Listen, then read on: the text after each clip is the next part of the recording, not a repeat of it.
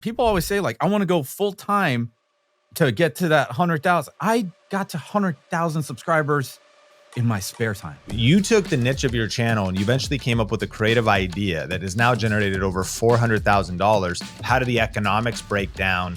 Tell us the whole story.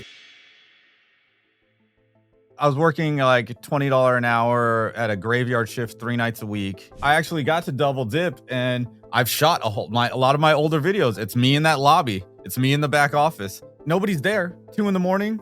I'm shooting a video. And in some of them, I'm making the background music that you're listening to in the office, in the back office of the hotel. And I have the camera here, and you're hearing the music, and it's saying, making this track you're listening to right now. I think one of the biggest trends in 2025 is the revival of ranked videos, evergreen content, and search-based content, and actually getting back to some of those fundamentals. A video he posted 7 years ago still brings in views daily, while his unique product generates over $400,000. And in this episode, he's going to be sharing why he thinks most creators are focusing on the wrong things. He's also going to be talking about surviving 7 years on YouTube and why ignoring platform changes made his creator career actually more successful. We're going to unpack the set and forget content strategy and how one basic tutorial turned into consistent revenue. And we're going to touch on some of the mindset stuff, including maybe having an unsupportive partner and the mindset shifts that can change everything. My guest today on the Think Media podcast is Chana De Silva, known as Techno Dad. He's a prominent voice in the home theater and immersive audio space. His career has evolved over the years, from side hustles, doing YouTube, from DJing, to now not just launching a very successful product as a creator that's really different than what anybody else is doing. And I think it'd be very valuable for you to be inspired for maybe a product you create. But even towards the end of the episode, we'll be talking about how he's evolved and reinvented himself and even launched new business ventures, all because of the power of YouTube. Chana, welcome to the podcast. Hey, what's up, Sean? What's up? What's up? Hey, I just want, before we start, I want to let everybody know this guy here, this guy changed my life. So big ups to you, Sean.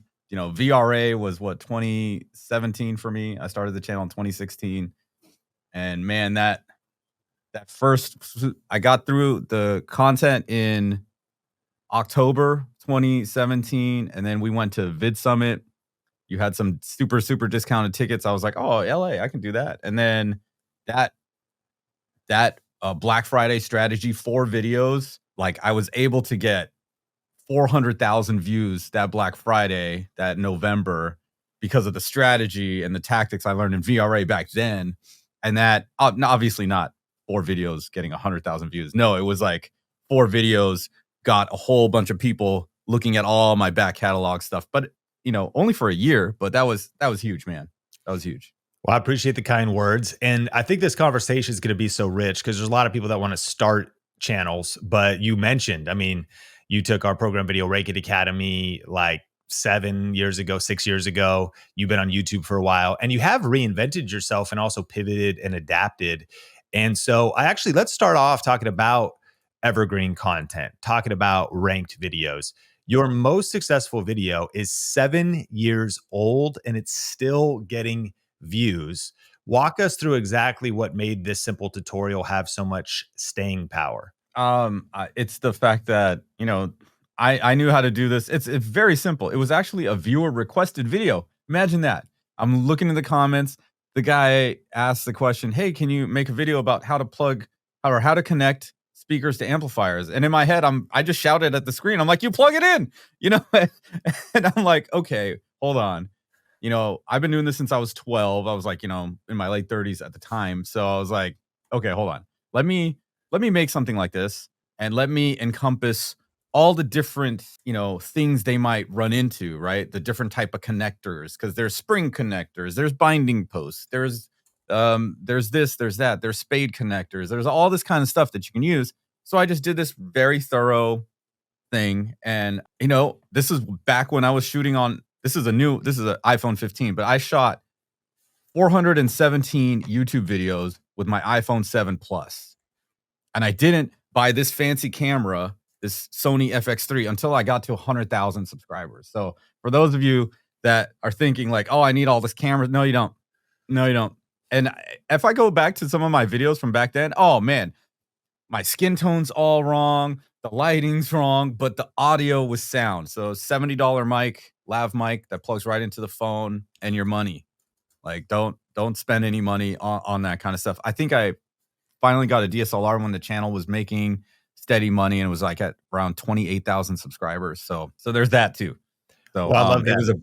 It was a basic video. I used my cell phone and it's just me and I'm cracking jokes, while I'm like doing the, stripping the wires and this, that, and the other. And people are just kind of chiming in. Last year, someone was like, hey, I'm just getting new to this. Me and my son are doing this as a hobby. This video was huge. And, I get comments like that, like, once a month, twice a month. So it's pretty cool since it's so old. Yeah, and I mean, if you're listening to this, I mean, just imagine having a video that you posted 7 years ago. That's still getting views to this day. And it makes me think of a couple things that we teach. We teach TSS, teach specific skills. You were just sharing something really simple and practical. And then we also talk about our ASQ framework, but sometimes we joke and we call it the ASSSQ framework. Answer simple, specific, stupid questions. Like sometimes you mentioned, you're like, you just plug it in. And it was just common knowledge to you, but it's not common knowledge to people that are just getting into it or people that just bought something online and now they're trying to figure it out at home.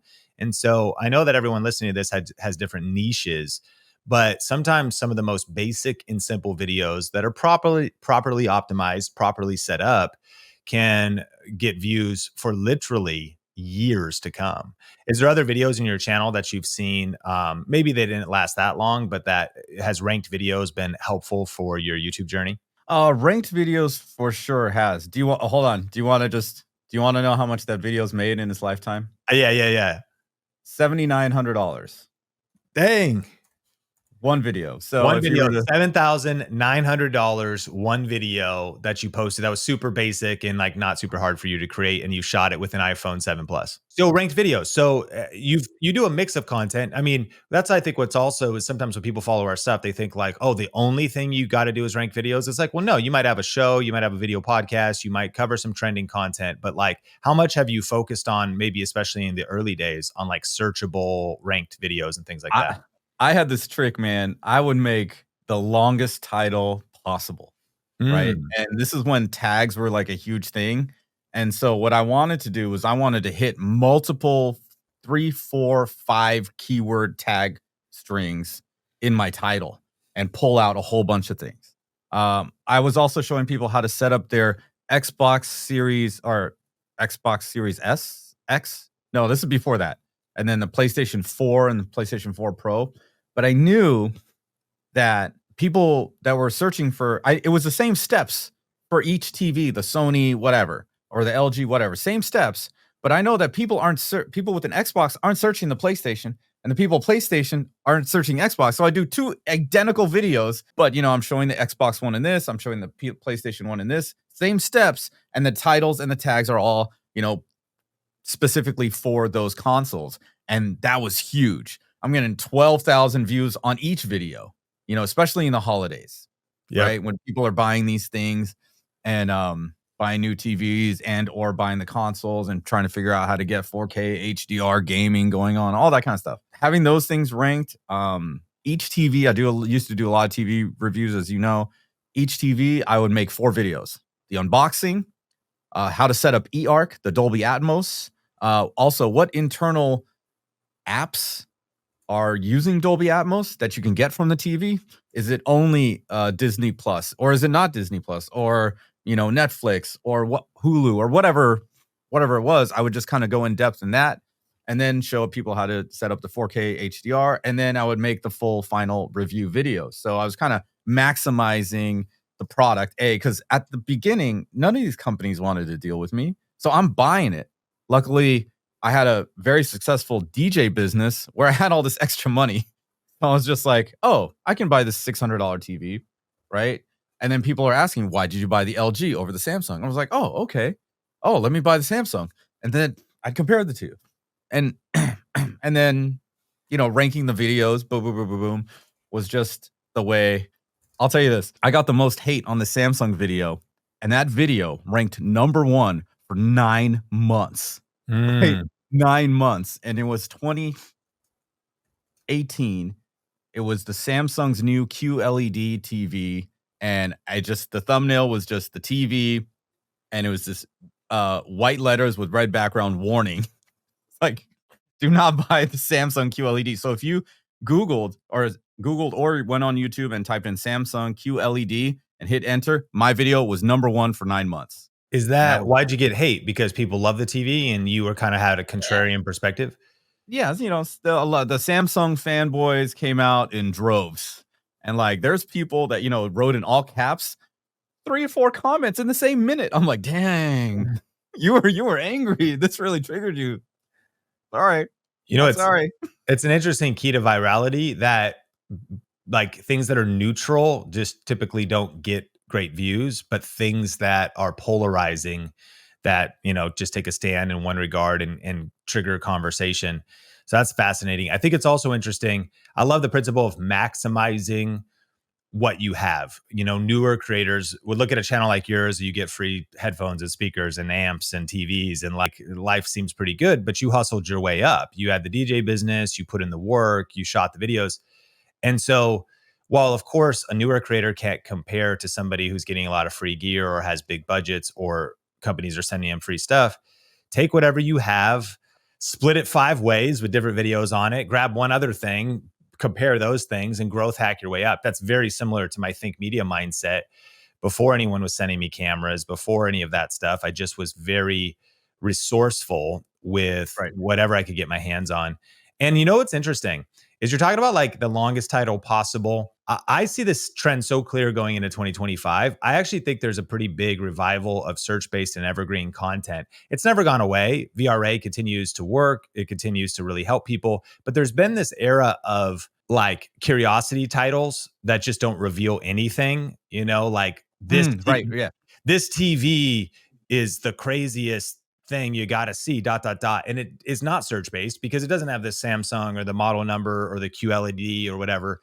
And the idea is that it might go viral and it might, get that more suggested type of traffic. But I think what's happened is there's been so much as competition rises, and maybe as people get fatigued with clickbait a little bit, or they don't know what they're clicking on. Like they have, like, I also kind of want to know what I'm going to watch. Like at some point, it's like there's all these just unclear what's going to happen on the other side of it. I think one of the biggest trends in 2025 is the revival of rank videos, evergreen content, and search-based content, and actually getting back to some of those fundamentals, because it's also the practicality of maybe it doesn't have a huge spike at the beginning, like a more clickbaity title, but this is the type of content that builds legacy. It builds up a library and it ranks longer term. So throughout the year, for 9 months, when a search-based video keeps getting views, then you're playing an entirely different game than what 99% of creators are ultimately playing. Every day you want to start your YouTube channel is another day of missed opportunities and untapped potential. Here's the truth. YouTube reaches more 18 to 49-year-olds than all the cable networks combined. The opportunity is massive, and the Think Media team and I want to help you seize it. I'm excited to announce our YouTube 1K Challenge, a free 5-day event that will give you the exact blueprint to start and grow your YouTube channel in 2025. Whether you're an entrepreneur, business owner, or somebody ready to grow their personal brand, this challenge is your roadmap to success. To register, just go to tube1kchallenge.com. We're going to be doing one training session a day for 5 days, and you're going to learn how to get your first 1,000 subscribers and start earning real income. Insider strategies that make viewers want to click on your videos and keep watching.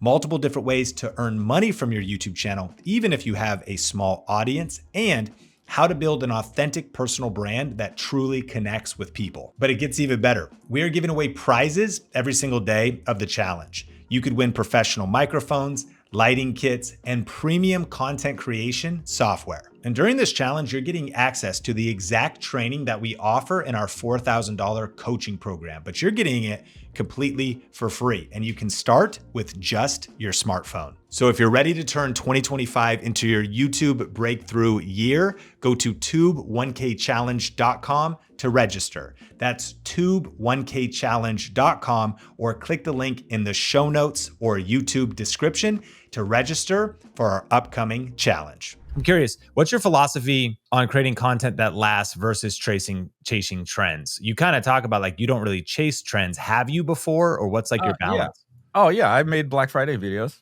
Yeah. You know, I actually just made one the other day, and it's, you know, honestly, it's really just a way for me to promote my product now. I don't I don't really care about the affiliate sales or the AdSense, the ad revenue, you know. So I do it to help my viewers try to figure out, hey, you know, what receiver should I buy? What should I stay away from? And then I ended up buying one for my brother because he just got into a new place, and it was 550 on sale for $300. I was like, oh, you know what?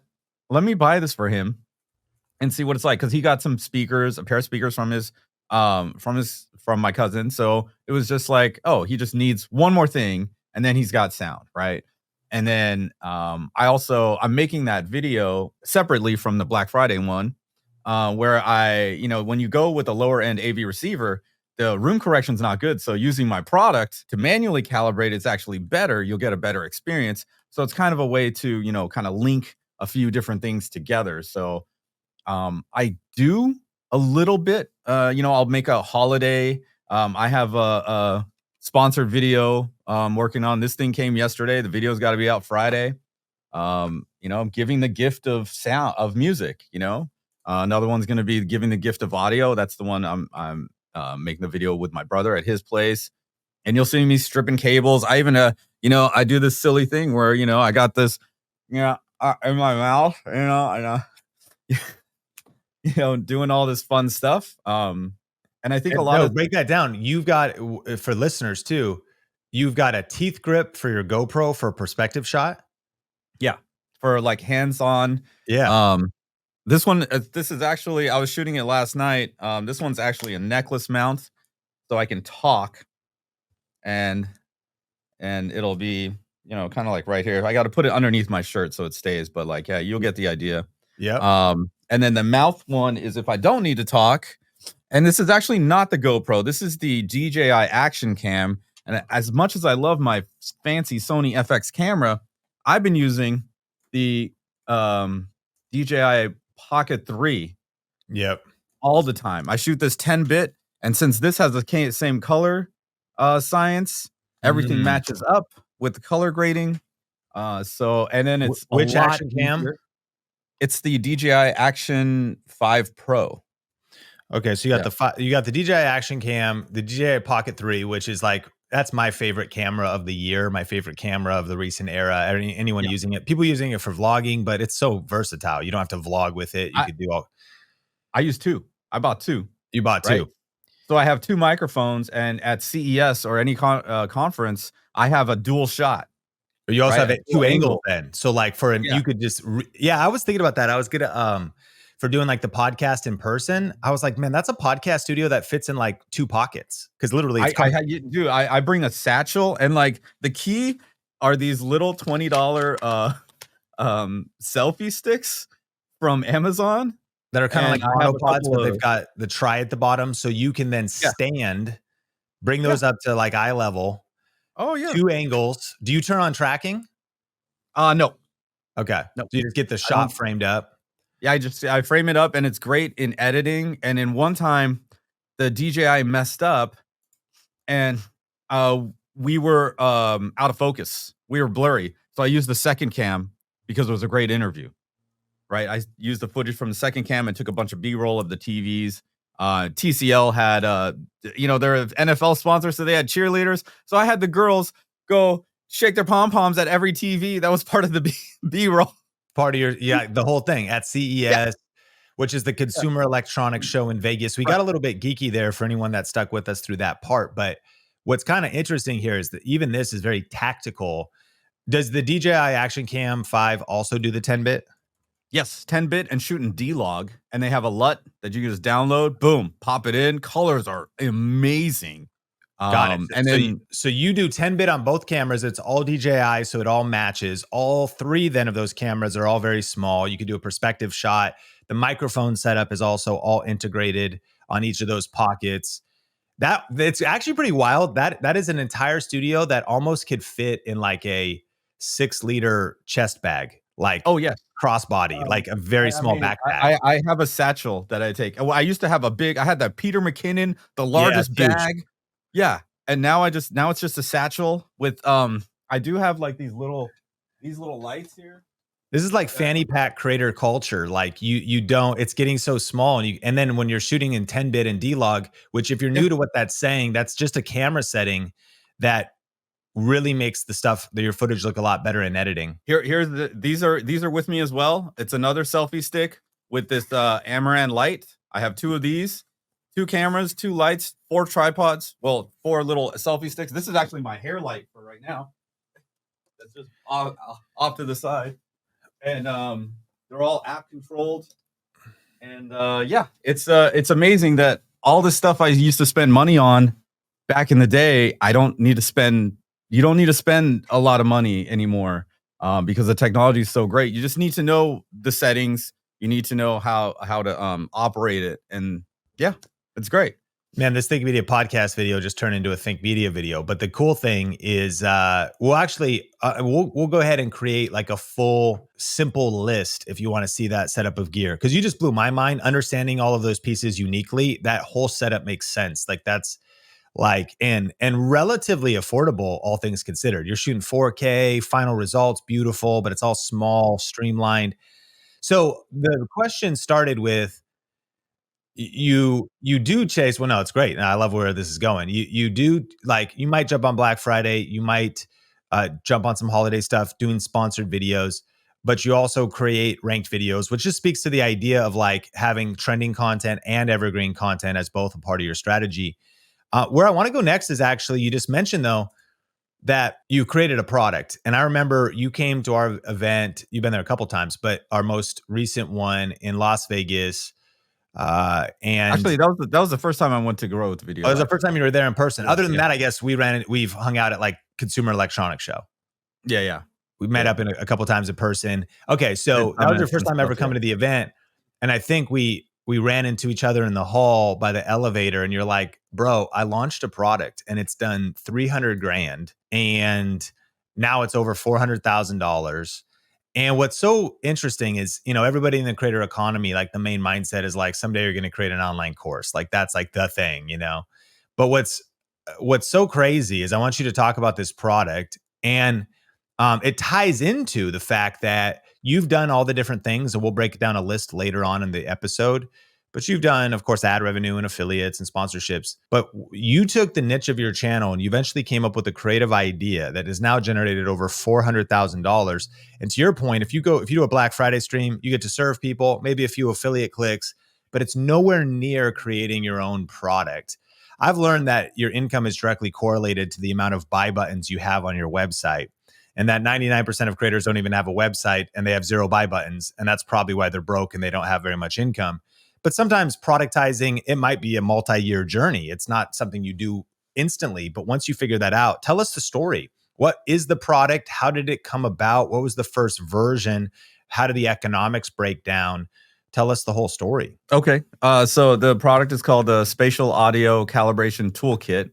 And essentially, like I've been into music for a long, long time. I've been a music producer. I have original music.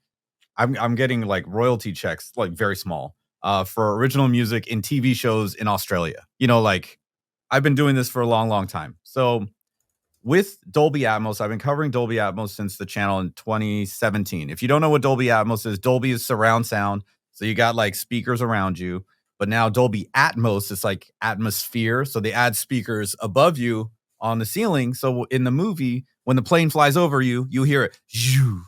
And in the superhero movies, it sounds, people flying around. It sounds really cool, right? How many? So is it 7.1? Is it more than that? So 7.1.4 is the kind of standard. So 7 ear level speakers, the point 1 is the one subwoofer, and then the point 4 are 4 height channels or 4 in-ceiling speakers. Wow. So now we're at like an 11 speaker system. And is one of the ways you were able to get your own music is because you create 7.1.4 music, which is that more rare, and that can, well, or is it? this is actually what I'm moving into now. Mm. But before, to create this stuff, I just created in the same music production software, Logic Pro, that I've been using for years, even before Apple bought it from eMagic. Like, I've been producing music for a long, long time. And my buddy was doing remote calibrations, and he's like, "Hey, can you?" I did drop, like, going backwards a little bit. 2020 came, and channel was doing great, growing by 4,000 subscribers a month. My channel talks about upgrading your TV and your sound system. Well, guess what? Everybody was at home. What are they doing? They're doing all that. My old TV videos from years ago, people are still buying the older models because they're super discounted. And then they're watching all the connection videos. And so my ad revenue is going up, but my affiliate commission is going up. So it was great. 2021, I tear my Achilles dancing in Vegas, actually. Anyway, different story. But I was out for a good 2 months. And during the 2020, a lot of smaller creators started building up their home theater based YouTube channels. And they were doing stuff I was doing in 2016 and 2017. And so once I started, I couldn't move a TV. I couldn't move this. I couldn't move speakers. So I had to find a new way because I couldn't walk, you know.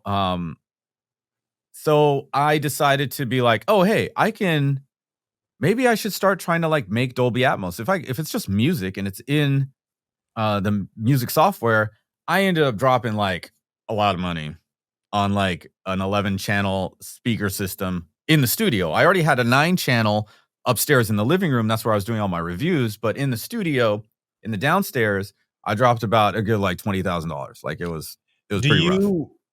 Can you do it on headphones? Is there headphones that mix? You can, and it's okay, but to really like balance levels to the point of You like, need to actually be in the environment with the actual speakers so you can actually mix for it. That's interesting. I'm also curious, what were you saying in 2021? You tear your Achilles, so now you're kind of like sidelined physically a little bit. Meanwhile, small creators are coming up, which are essentially competitors. Small creators, they're pumping out videos, and you're like, shoot, like I got to kind of pivot and adapt because of this challenging season I'm in. Is that what I'm hearing? Yeah, yeah. And since I have a background in music production, I was just like, okay, this is easier for me, much harder for them, right? Whereas, they're doing the same thing I was doing. When the channel back in the day was making 600 a month, I would take that 600 and I would buy an AV receiver at that price point. And then the next month, one month I'd buy the Sony. The next month I'd buy the Onkyo. The next month I'd buy the this or the that, just so I know, how the menus work. Whereas Den and Marantz, I knew the menus by heart, right? So I know, like, okay, this is not work. Because the other thing about all these videos, you end up being customer support. They're not calling customer support. They're asking me questions. And yes, I'm from that. I was like, yo, this is Chana. How can I help you? I'm from that part of the world, so I kind of like felt like it was part of like what I was doing. So that was another thing, like they were starting to do that. So once they started doing that, I was like, okay, I can't do that anymore. And then I'm at the point where like, dude, I don't want to buy any of this stuff anymore. Like, I've been doing this for 5 years now. And that's when like Sony, Samsung started sending me TVs. And then I'm like, send me the 55, and they send me the 65, and they're like, yeah, we sent it to you. We sent you the bigger one. I'm like, no, now I have to have somebody else to move it. like it's growing in that sense. I was still doing those. Listeners might be like, you're obviously not complaining. You're humble and grateful about it, but like, it's like a real issue. Like, I just have too many TVs. Like, my house is just too cluttered with tens empty of boxes. Empty boxes, bro. The guest room was filled with empty boxes because I had to ship the stuff back. I had to get a storage unit. Listener, It's kind of that, like, it's ridiculous. not, this could sound super out of touch, but it almost becomes a burden. There's another tech YouTuber I won't even name. Like his entire house, like to the ceiling of every room, is like full of tech, and he like wants to be very secretive of even where he lives because he doesn't want to get robbed. And he's trying to think about like it's like it'd be hard to give away. You could give it away, but like it's hard. Like you got to ship it, and then like you're also still trying to like keep the. And so we are not complaining, but that is one of the burdens that is also a benefit that can come with being successful. I want you to continue your story, but I do want to highlight, I think actually a really huge lesson. You pivoted because all the small creators started like doing all the tutorials. So you're like, why even do that? They're doing it as well. And you're reinventing yourself plus your circumstances. But you said a huge nugget. When your channel was earning $600 a month, you reinvested all $600 a month back into your channel. And that's because you kept DJing, right? I actually had 4 jobs, man. I was hosting karaoke every Tuesday. I Okay. had Paid? a graveyard shift at a hotel 3 nights a week. Wait, you're Graveyard. hosting karaoke. How much money did you get paid for karaoke? Uh, 150 a night. So Dang, bro. yeah. Okay, so you're hosting karaoke. What was the second job? I was working like $20 an hour at a graveyard shift 3 nights a week. Where I actually got to double dip, and I've shot a lot of my older videos. It's me in that lobby. It's me in the back office. Of what, Like, security? no, it's just front desk. Front desk? But yeah. So like nobody's there. 2 in the morning. I'm shooting a video. Like I'm writing a script. I'm editing, or I shot the video and I'm editing it all there. I walk the property twice a night. I do their paperwork, and then I have like 6.5 hours to just not sleep. They don't want you to sleep. Okay. And boss man was like, yeah, totally do whatever you want to do. Woo! Dude, that's a hack. I mean, that's an interesting niche job, but people are trying to wonder, like, you're bringing in nuggets in the practicals. Okay, so you got the And graveyard shift, front yeah. desk, doubled, kind And of like then hacking it. I'm DJing at the ski resort in winter on the weekends. I'm DJing weddings also at the ski resort in the summer. And then I like people always say like I want to go full time to get to that 100,000. I got to 100,000 subscribers in my spare time. That's also something that like don't rush it. Don't rush, like it'll happen. It's like it's not a matter of if it'll happen. It's a matter of when. This episode is brought to you by StreamYard. StreamYard is our go-to platform here at Think Media for live streaming to Facebook and YouTube, and for recording our video podcast. It has an incredibly easy to use interface for built-in branding, transitions, text lower thirds, and seamlessly bringing on guests. And they just added an awesome new feature called local recording. This allows you to take the quality to another level by separating out your audio and video from your guests, giving you more control over your content for later use. This feature is perfect for video and podcast creators. And so to get a special deal on StreamYard right now and to see all the features that are included, just go to streamwiththink.com.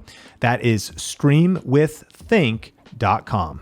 Evan Carmichael, I met him at a vid summit. He sat next to me and he's like, he's asking me where my channel is. I'm like, oh, like 30,000 subscribers. He's like, how to get to 100,000? I'm like, how? He's like, answer every comment. So I did. I had my graveyard shift, 3 hours of answering comments, right? Sometimes I upload, you know this, I'll upload a video. Next day, I got like 100 comments asking questions. I got 30 people on my Facebook page asking questions. I got 20 people in my email asking questions. Twitter, like, it's just, you're bombarded by all this. Luckily now, like, you can kind of, hack it a little bit with like AI being like, hey, Chad, I got all these questions. Give me some quick answers, and it'll go through it. But back then, there's not, it's just plugging and chugging. What was the fourth job? I love that tip about answering every comment. But karaoke, graveyard shift, DJing. Oh yeah, I was teaching music. I was teaching guitar and piano. Jeez. Coffee? Like, you don't need much sleep? Like, how'd you do it? I am a machine, bro. So like I wanted to, and this is like just when I started with you guys, because you and Benji did an audit for all the new incoming VRA students on the channel. And you're like, this vlog stuff you're doing, don't do this anymore. Stick Mm. to the home theater stuff. So I tried to be like a Casey Neistat. I'm like, let's see how far I could go. And my goal was 7 days, 1 week, right? Um, I ended up 49 days in a row, right? And I not only did the 7-day vlog, I stayed up with 3 of my home theater slash tech videos per week. So 10 edited videos per week for 8 weeks straight in 2017. While working 4 jobs? Yeah. Well, that you know what? Gary Vaynerchuk says, you document, you don't create. So the first night I was DJing Monday night at the bowling alley. So that's the vlog. I'm doing this. Then Tuesday night, and then it's like I started doing timestamps of like when this is happening. People are like, dude, when do you sleep? Because it'd be like, How much sleep do it's you typically get? Like, how much do you need? back then it was like 5 hours if I'm lucky. Okay. Right? And it got to be quite the struggle, but it got me so good. So 10 edited videos. Now, I'm not talking about shorts. I'm not talking about live streams that you cut up on top. 10 Yeah. edited videos. And in some of them, I'm making the background music that you're listening to in the office, in the back office of the hotel. And I have the camera here, and you're hearing the music, and it's saying, making this track you're listening to right now. So it was just a whole bunch of like, I was creative, and I was just letting it all out. Monday night, I'm at the bowling alley. Tuesday night, I got music lessons. Then I'm doing karaoke. Wednesday, it's music lessons, graveyard shift. Then music lessons, graveyard shift. Then graveyard shift, DJ in the morning, graveyard shift at night, DJ like during the day. Like that was the first week. And it was just, I was like, holy crap. What was your family situation though, responsibility wise? It was my ex-wife and my stepson, and he's 21 now, so 8 years ago he was what is that, 13, 14? So he wasn't a baby. You didn't have like No, brand no, new no, no, no, kids. no, no, Yeah, not at all. Not at different all. seasons of life. I think that's kind of interesting. What I love about this though is a couple things. One, it's like to each his own. People need different amounts of sleep. I need a little bit more. Like I'm a big like shoot for 7 or 8 guy, or else I get pretty grumpy. There's certainly been seasons of crazy sacrifice.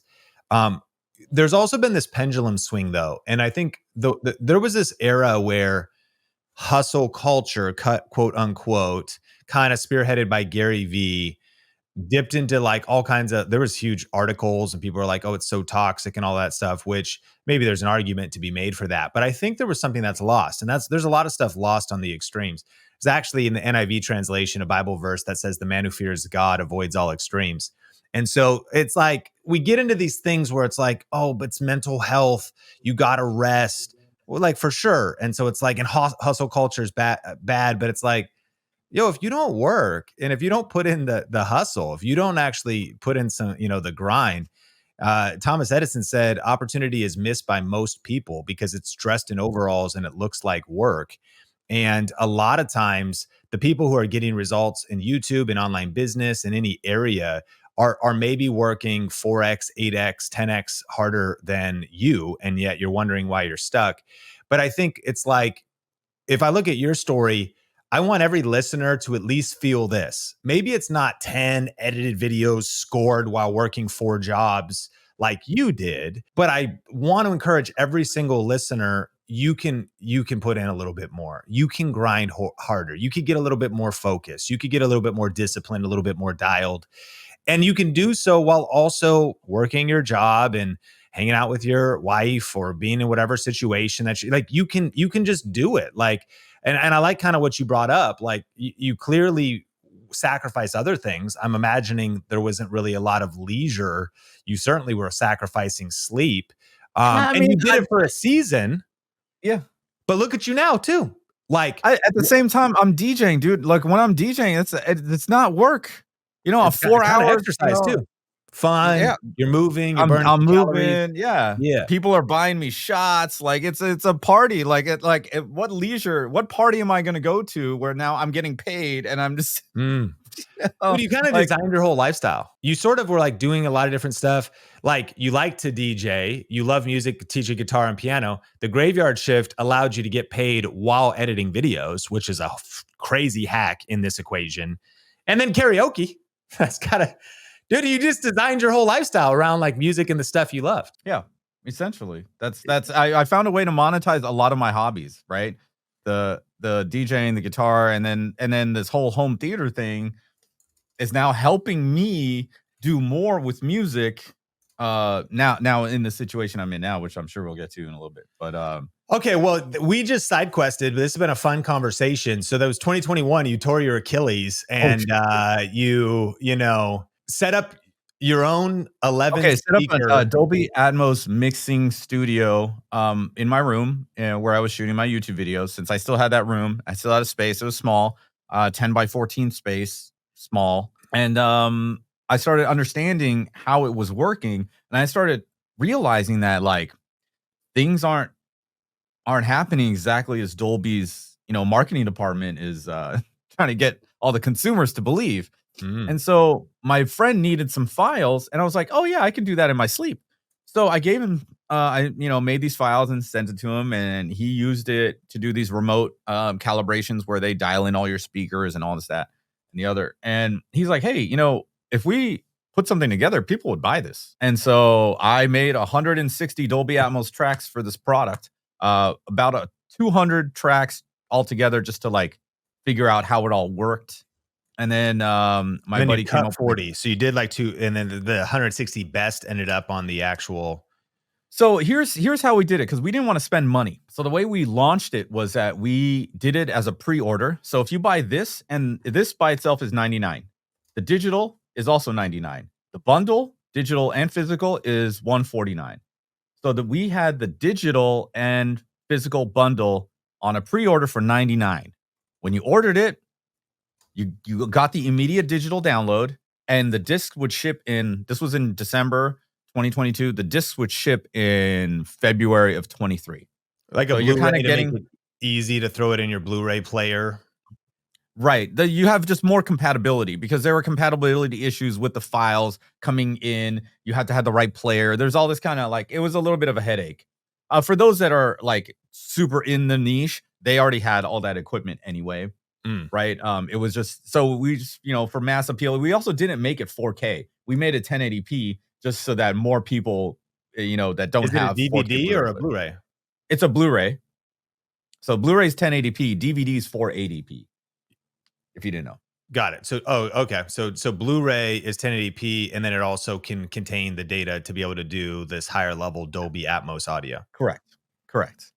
Blu-ray can Correct. also be 4K.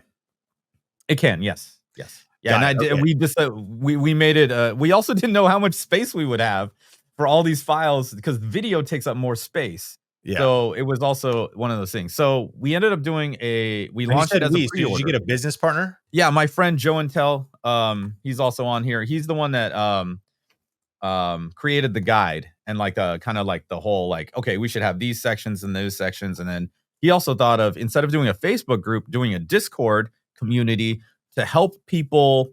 That was kind of how we did support, right? Was through the Discord. And Smart. through the Discord, we only had 120 files on at launch. Through the Discord and through our regular guys, we found out that we should add certain sections. We found out that one section was actually kind of not right and we needed to tweak something. So what's on the disc is actually version 3. So we were able to do a release we did the launch mid-December. In January, I did another update. Mid-December of what? 2022. Okay. And then in January 23, middle of January 23, I redid a bunch of files, added a new section that apparently one of the favorite sections of all our customers is this one that was suggested to us from one of our patrons. And so, and it caused me to, straight up 4 days of work. Luckily, I had the graveyard shift to do it. Making 16 of these files took about 8 to 10 hours. Wait, and could you make the files at the graveyard shift? You weren't in your studio. No, that was the beauty of it. Once I figured it all out, I could do it visually. I didn't have to listen to it at all. Oh my goodness. Well, I mean, I'm a clever dude. So you should have seen some of my Instagram stories. I would have 3 computers at the graveyard shift. The one at the front desk, my Mac laptop making all the Atmos, and then my PC with another mouse and keyboard. And so I'd have like 3 mice, 3 keyboards on the desk for all this stuff. Are you still and I working would the just, graveyard shift? yeah, yeah. Like, because you just love to, I mean, I multiple needed, streams of- I honestly, like, at the end of the day, I didn't want to be at home, Got it. is what I realized. Oh, I see. Okay. Yeah. So, but multiple flows, you got all kinds of flows of income. You're still doing it Yeah. to the second though. No, Oh no. Okay. Got it. no. No. Did you go through a recent area where you're like, you know what? I don't have to DJ anymore. I don't have to karaoke anymore. Or are you still doing some stuff? Karaoke stopped. Teaching music stopped at COVID. Karaoke stopped at COVID. DJing stopped at COVID. And DJing came back, and then I didn't start karaoke over again. My friend who was helping me host, he called me. He's like, "Hey, do you mind if I do it?" I'm like, "No, dude, go for it." And he now does it like multiple nights, and he's all huge over there, and it's great. Last year in October, I decided to take the leap and, move back to LA and file for divorce. And so I don't do a whole lot of that actually at all. Now it's all promoting the product, selling the product, working on a new product, making more YouTube videos, started another business, to, I've been doing this thing, where I would mix Dolby Atmos music for my viewers and give them a file to download, and they stick it in their home theater and they can hear all the sounds, and I give them a visual representation so they can see what's actually happening and where the sounds are in their room. There's this little box and they're like this little head, right? And you see these little tennis balls like moving around and stuff like that. So Is there a specific software that allows you to mix it that way and or create the visual? Oh yeah, it's called a Dolby Atmos renderer. So it's like a proprietary Dolby. But you can export the file and then give it to, yeah. Okay, so let me lock in on this timeline though. So you launch it mid-December. That's the 1.0 version of it. There's some huge nuggets. You started a community, super smart. If you're going to create a product, you have customer support, but you kind of hacked it by doing a Discord, which creates a community and support and a whole kind of little mini movement around people that are passionate. You also have a Patreon, and it's a huge key. I think that people get overwhelmed thinking about launching a product, even if it is a digital course. I think about Video Ranking Academy. Like, we don't really number it anymore, but we've reshot it multiple times. But it was like 1.0 and then 2.0, and then it was other and getting your product to market. It's a very like Silicon Valley mindset called ship it, SHIPIT, like ship it, get it in the mail. Because once it gets in people's hands or get it digitally sent out, once people start using it, the user feedback loop helps you improve the product. Once it's in the hands of the community and you're listening and you're engaging. And so just realizing that everyone's trying to make it perfect on their first try, as opposed to realizing there's going to be version 2.0, 3.0, 4.0, and just get your product out there. Good enough, of course, like minimum viable product, MVP would be the goal to get a product into people's hands. And so it's really inspiring to hear about how that happened. But from 2022 at the launch, like how did sales roll in? Like how much money did you make maybe in that first year, second year? First 2 weeks was like 20K. And then once we did our first like $30,000 month, I was like, whoa. First year was 227,000. And then that was 2023. And then now we just crossed 4,000 units sold. I think like 2 weeks ago. Going pretty well. Over 400K now. So going into 2025, basically it was 2023 all the way through the year, 2024 all the way for the year. So essentially in 24 months, you have generated like $400,000. And your other, so then how does you're still doing ad revenue? Oh, that's garbage. $700. Okay. But now, and that's where sometimes I don't think people understand. They're like, I heard like Roberto Blake said ad revenue could be like your tip jar. Ad revenue could be like it's nice. Look, 700 I'm not, bucks. I'm not dissing on ad revenue. I'm just, and, you know, I say garbage, and it's just like now to get that thing to move up it takes so Difficult too. much, you know, and Is that a month though? I mean, 700 bucks a month. $700 a month. It's Yeah, still so pretty good. 700 bucks a month. Affiliates. Affiliates like 200. Okay, and then sponsorships. This is where things, you know, are a little bit better. I go out and I go to the trade shows. And I don't know what it is about me. I just follow my nose and I run into somebody that knows me from the video. Dude hits me up. Dude from India, da da da. We love your content. We love your Dolby Atmos mixes. We play it for all we played for all our customers in India. They love it. And I'm like, oh, here, boom. And I had like 5 USB sticks with my brand newest one. And so anybody who meets me at a trade show gets like my newest Dolby Atmos mix. And then this other guy's like, so if that guy hadn't stopped me, I wouldn't have met this other guy who I ended up, they flew me out to their place in Texas. They paid me very well to just hang out with them, Wow. listen to their equipment, listen to their speakers. They sent me 3 items that are like, you know, valued at like $26K. And I gave them a shopping list of videos. That video you're talking about, this company makes amplifiers.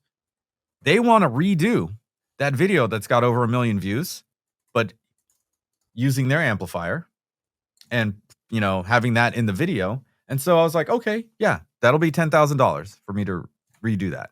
They're like, okay, right? And so it's almost like if you want to get those big brand deals, like what did, you know, they say it all the time. I've heard it from a bunch of entrepreneurs say, first things first, sell to the rich. They have the money, they have the means. But You know, explain it's that. like what I mean, so like here's you what need the influence first, though. I mean, because now, like you're saying, you can go to a yes, trade show, yes, they recognize you yes. from the video. Maybe, Right, maybe right. speak to like when was your first sponsorship? First sponsorship, I don't even remember. Like a couple $100, like 250, Like what year? $250. Uh, like 2019. So maybe like So 2 it's years after your channel started, you get yeah, like $250 and maybe some free products in that era as well. yeah, yeah. We're not Okay. talking anything expensive, nothing over like $500. You know, Okay. So you get for free. early days, you're hacking, but now you're talking about, okay, now you're a Techno Dad, right? And you've grown your channel and you've got more influence now, 132,000 subscribers. Plus you've got, this also speaks to like just staying power. I mean, same thing at Think Media. Obviously Think Media has pulled some decent numbers. There's something also just about not quitting. There's something about being around. There's also something about being around. I know people pivot, but when you stay in the same niche, your brand goes so deep, YouTube tech and cameras, to where you're recognized at trade shows. Let's like make it a goal to be recognized at trade shows. And you don't have to be big for that to happen. Sometimes it's just, I think about even the CES culture. I was there for so long. Now we're more in Seattle with family and stuff. And I think Right. probably like coming up, Craig and Nate and other people will be there. But the bottom line is like, you just start something about building your network, something about getting your face out there, something about, and the compound effect. People are trying to go there like one time and they're like, why aren't deals coming my way? It's like you're consistent year after year. You've been doing this. We're talking a 7-year journey, consistent with good content, consistent with being Techno Dad and being Atmos and audio, just going deeper and deeper and deeper. And I think you sometimes have to kind of like reinvigorate your passion for it. I would love to hear about that because I just think about, there's times where I'm like, really? I mean, this is my self-talk. Like, okay, I've been to the thing before. Is there really going to be that much new cool stuff? But I have to remind myself that even though I might be really familiar with my niche, it's new to other people. And I have to find ways to like re-inspire myself to like get just as like opening up a camera on Christmas Day, geeked out about cameras, about gear. Well, And yeah. There's a big home theater show called Cedia. It Mhm. happens in September, Denver, Colorado, right? I'd been there plenty of times, and I had like some of the best coverage and the best interviews. I've never interviewed anybody in my life.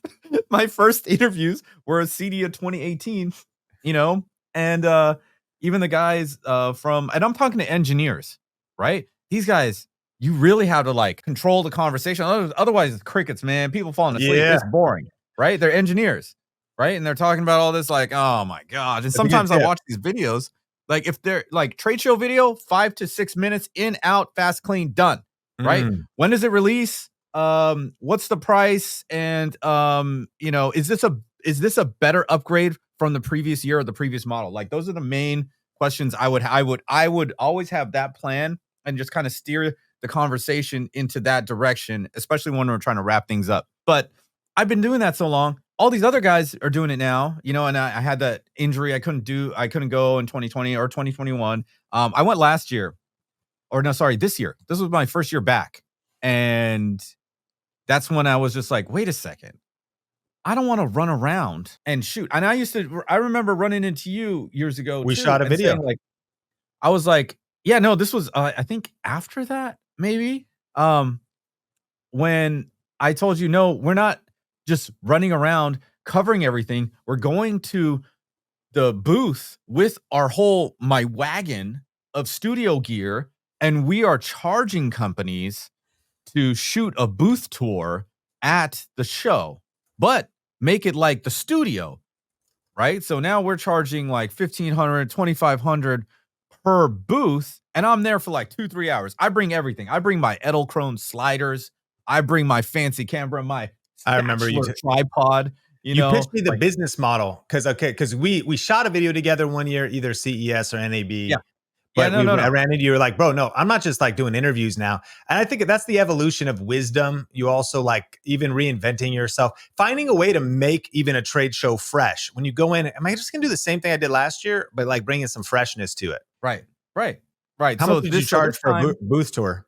it started at 1,200, got up to like 2,500, and it would be like same day edit, right?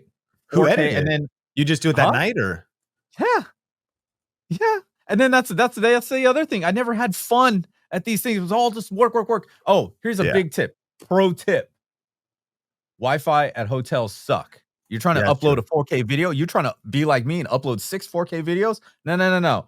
Put that sucker on a hard drive.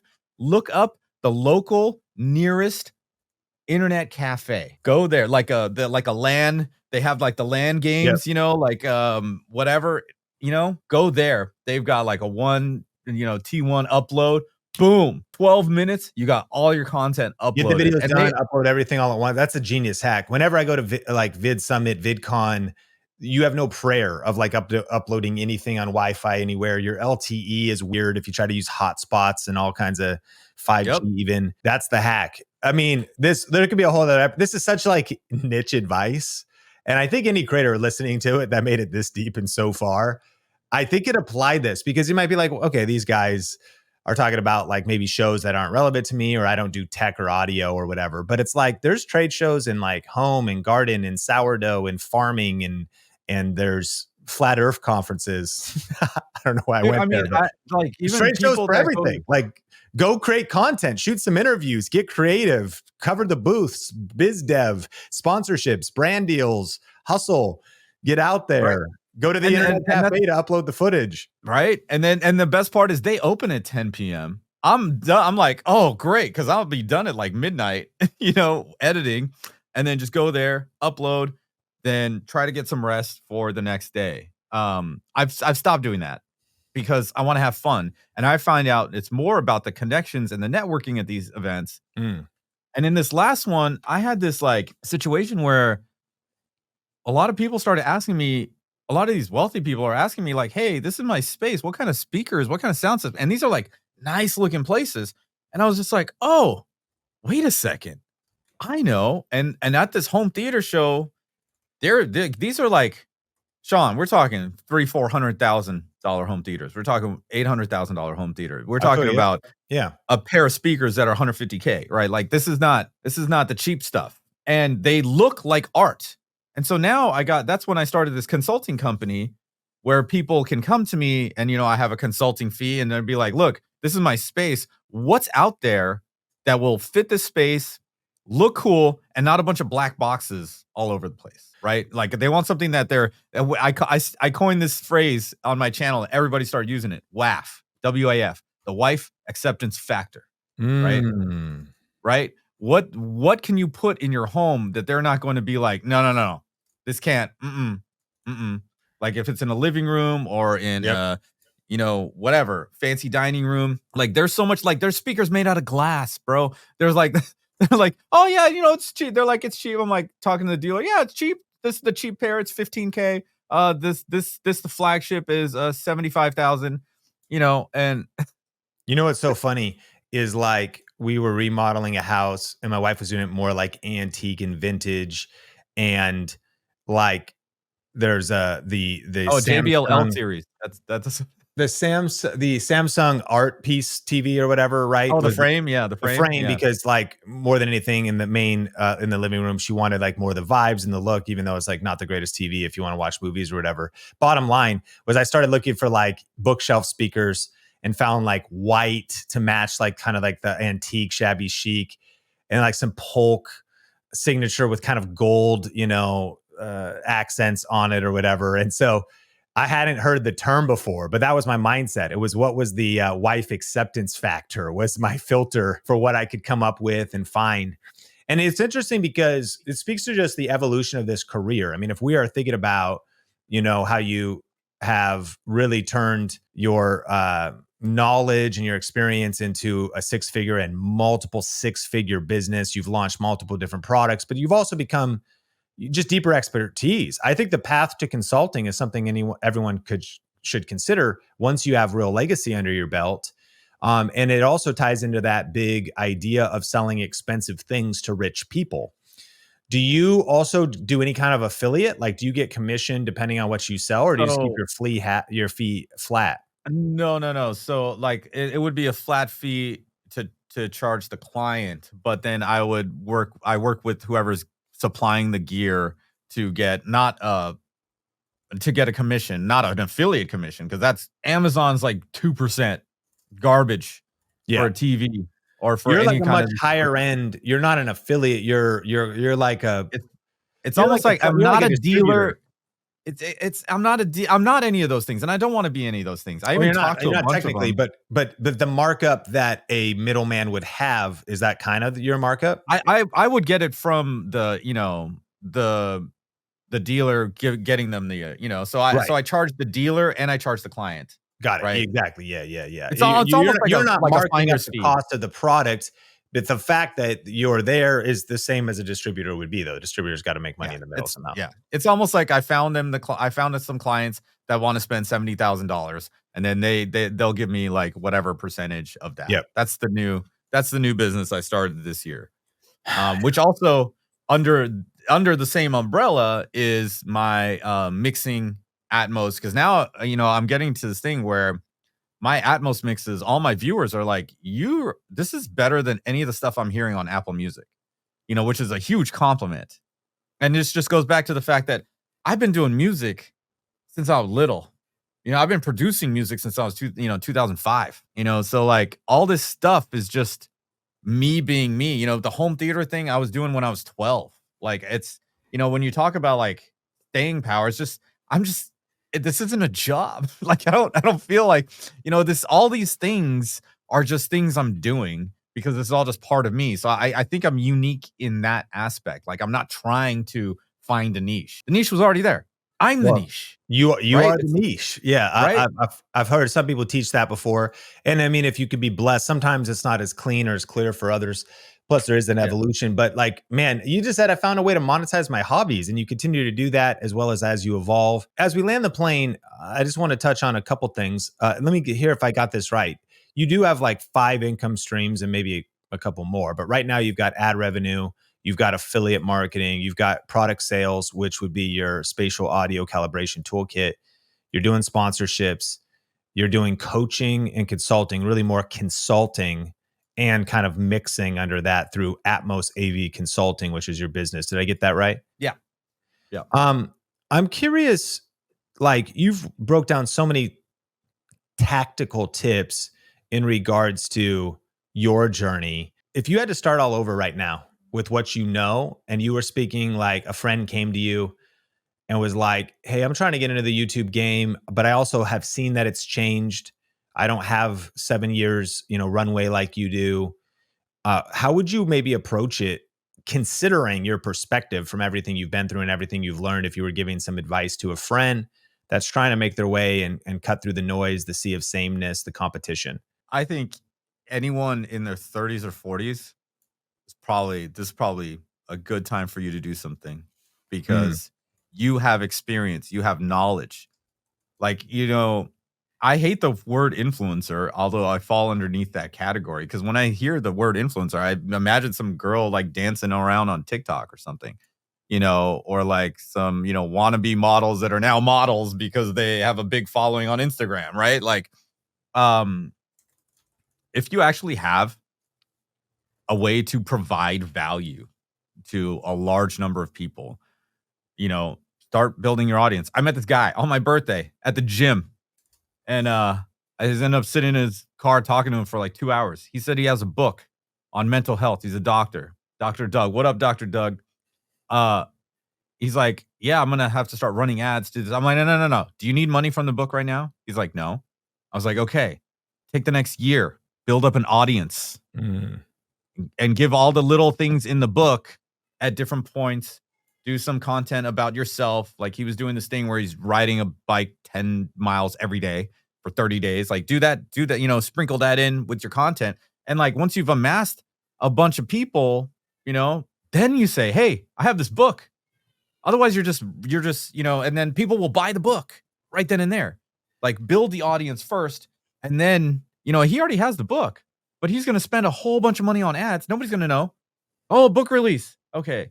It's like if you don't have an audience to sell it to, then you're not gonna make any sales. And you're gonna be in this thing where you're just pumping in your own cash just to pay for ads, and nobody's gonna know about this book, right? Like when you and Benji made YouTube Secrets, right? If you would have made that and not had an audience, what well, it wouldn't have been the best-selling YouTube book on Amazon, right? That was the Um, preemptive move. We literally like thought exactly what you just said before the book comes out. We thought it was only going to be 1 year. It ended up actually being 4 years, but it's the number one best-selling YouTube strategy book in the world right now. And so that's really great advice. And I agree with you too. In your 30s and your 40s, 50s, shoot, 60 plus, the world, I think we all know, the world is overwhelmed with information, but is starving for wisdom. And so the advantage you have if you're in your legacy years, midlife, legacy years, you said it, it's experience and knowledge. And if you can learn these skills, be patient, provide real value, build up an audience, that's a great advice. I do want to deliver on our promise and have you share. I've got to take my kids to get some haircuts here in like a yeah, yeah, second. I only have a few all good. minutes, but I gotta uh, eat lunch, man. I just came straight from the gym straight to here. you know what it is. We're out here on the podcast life, just hustling midday. But you mentioned dealing with like negative support system early on. How did you maintain focus building your business despite that resistance? And you realize you're the only person that can change your situation. And like, what was that? Depending on what people are going through, some of the mental stuff that like you went through. I finally just it was a matter of I could see all these things that are happening and there's just, me going in this direction, but it was always like, somebody bringing you down or the situation where it's just like, ah, this isn't an ideal. Just my location wasn't ideal. The situation wasn't healthy anymore. It got to a toxic point and I don't know, I made sure that the kid was over 18 because it was my duty to like raise this other person's child and to be a functioning member of society. So I stuck it out till that happened. And then now it's just like, well, I don't think I want to be with this person anymore. And I don't think they're adding any kind of value and just kind of draining me to the point where like there's a picture that I took um, when I went to Sri Lanka, I went to go see my dad, and went with my mom, and we went to a wedding and all this kind of stuff like earlier this year. And oddly enough, the little photo thing did a 2019 and then a now. Oh my goodness! If I show you that picture, like I looked drained. I looked like a totally different person. It was just like the life was like sucked out of me for so many years that like something had to change. And just seeing that picture was pure validation that I made the right decision. And it was not easy. Like it was very traumatic too. Like I left with my fancy camera, one laptop, 2 hard drives, and the clothes on my back. That's I appreciate your vulnerability sharing that, and everyone's, going through all kinds of different situations, but sometimes toxic relationships, being, in a location, relationships, your support system, sometimes making a major shift and a major change is such a key point to getting into the right mindset of not just for YouTube, but for your own health, for your future. And I appreciate you sharing that. Well, if people want to check out what you're doing and check out your channel, give a few shout outs as we land the plane here. Of course, we'll link your stuff up in the show notes. And I just want to acknowledge you for sharing so much tactical. Yeah. Oh, wisdom. dude, my YouTube channel got hacked in June, bro. Crazy stuff. Like all kinds of crazy stuff happened. So like, that could be another, huh? You got it back. I got it back in 8 hours and Google didn't want to help at all. But my friend, who's also a YouTuber, because we just finished our podcast and it happened like right after. Yeah. He contacted YouTube creator support, and I have the link. I have the like, hey, this is the like, the bleep link to like actually fill out the form to reset everything, all your stuff back to you. I have saved it. So if anybody wants, I'll share that with your team, because that's something that you're definitely going to want. We got hacked. It took us like 11 days. It's kind of stressful. Think Media podcast channel got hacked. I'll link that video up in the show notes. We actually, and we not only the story, but we have had some guests on that share some tips, must know information. Sometimes too about having like your login info on the USB drive that helps you like only locally be able to get into the channel and things like that, because it was a pretty sophisticated hack. But anyway, shout your stuff out if people want to follow you, connect with you. I also had to restart my Instagram. So if you guys want to follow me up and hook me up, go to Instagram. I'm at the real Techno Dad, because there is somebody else has my account. So I'm now the real Techno Dad. Yeah, right. So and Facebook as well. Facebook as well got deleted. My personal Facebook got they did something. It got me banned for life. So I had to redo that. So at the real Techno Dad on Facebook, at the real Techno Dad on Instagram, and Techno Dad on YouTube. Spatialcd.com if you want to check out the product. I know probably none of you may have need for this, but check it out. Check out the website, see what we got going on. Well, I just appreciate you. Thank you for adding massive value in Think Media Podcast. Like, rate, share, review wherever you watch or listen. My name is Sean Cannell, your guide to building a profitable YouTube channel, and I can't wait to connect with you in a future episode.